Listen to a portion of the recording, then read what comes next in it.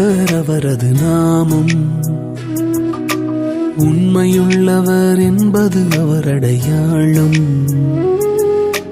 சேனைகளின் கர்த்தர் அவரது நாமம். உண்மையுள்ளவர் என்பது அவர் அடையாளம். அவர் சொல்லும் போது எப்படி நடக்கும்னு யாருக்கும் தெரியாது. அவர் செய்த பின்பு எப்படி நடந்தது எவருக்கும் புரியாது. அவர் சொல்லும் போது எப்படி நடக்கும்னு யாருக்கும் தெரியாது. அவர் செய்த பின்பு எப்படி நடந்தது எவருக்கும் புரியாது. உண்மை அது அவர் நாமம். உண்மை அவர் அடையாளம். உண்மை அவர் ஆதாரம். சேனைகளின் கர்த்தர்.